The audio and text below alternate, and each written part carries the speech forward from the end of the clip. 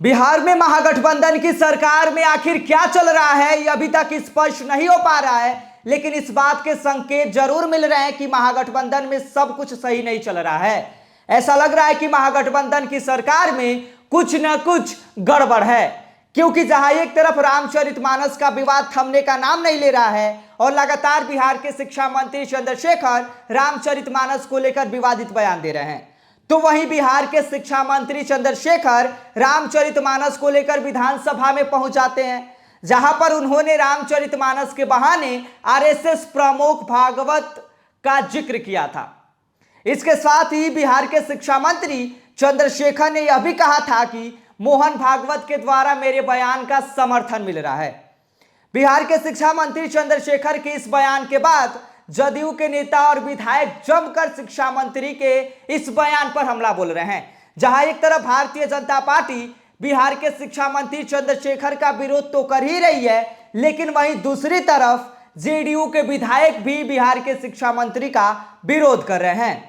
JDU के विधायक का कहना है कि बिहार के शिक्षा मंत्री को अपने पद को छोड़कर आरएसएस में ज्वाइन हो जाना चाहिए, और इसके साथ ही जेडीयू के कई विधायक लगातार बिहार के शिक्षा मंत्री पर हमला बोल रहे हैं, जिसको देखने के बाद यह संकेत मिल रहा है कि महागठबंधन की सरकार में सब कुछ ठीक नहीं चल रहा है। आज हम इसी विषय को लेकर चर्चा करेंगे, लेकिन उससे पहले नमस्कार, मेरा नाम विष्णु है और आप द बिहार प्रोजेक्ट देख रहे हैं।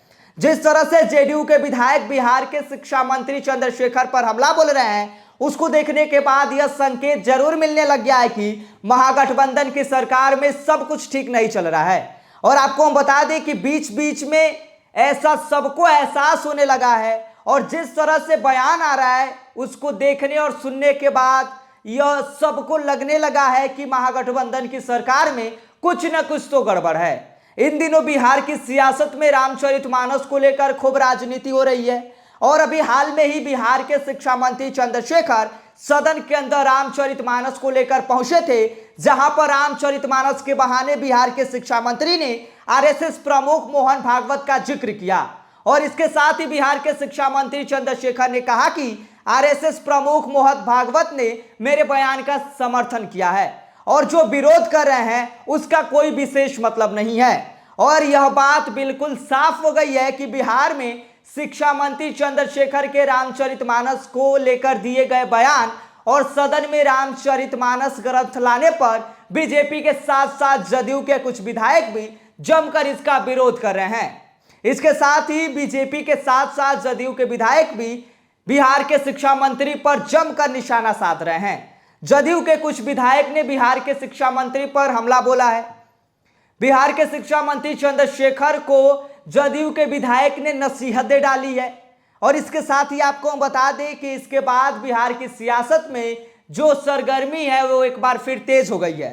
जदयू के विधायक डॉक्टर संजीव ने बिहार के शिक्षा मंत्री पर हमला बोलते हुए कहा है कि अब तो आपके बयान पर भी प्रतिक्रिया देने में हमें खराब लगता है। उसके साथ ही विधायक संजीव ने कहा है कि अब बिहार के शिक्षा मंत्री चंद्रशेखर को अपना इस्तीफा देकर आरएसएस में शामिल हो जाना चाहिए, क्योंकि उन पर संघ प्रमुख मोहन भागवत का अब कुछ ज्यादा ही असर देखने को मिल रहा है। इसीलिए बिहार के शिक्षा मंत्री बार बार संघ प्रमुख का नाम के हवाला देकर अपनी बात को सच साबित करने पर तुले हुए हैं।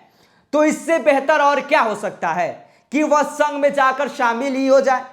तो वहीं भारतीय जनता पार्टी के साथ साथ जदयू के एक और विधायक नीरज सिंह ने बिहार के शिक्षा मंत्री के बयान पर यह कहा है कि गांधी, अंबेडकर, जेपी और लोहिया की राह पर बात करने वाले अब आरएसएस के विचारधारा की बात करने लगे हैं, और मोहन भागवत के समर्थन का हवाला देते हुए बिहार के शिक्षा मंत्री अपने बयानों को सच साबित करने पर तुले हुए हैं। तो यह एक अजीब विडंबना है।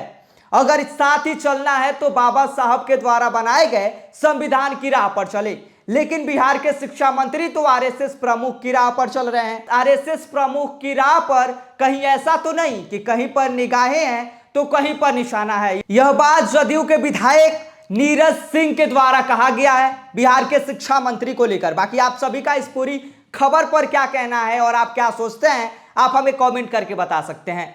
यदि आप इस वीडियो को YouTube पर देख रहे हैं तो हमारी चैनल को सब्सक्राइब कर ले, फेसबुक पर देख रहे हैं तो पेज को फॉलो जरूर करें।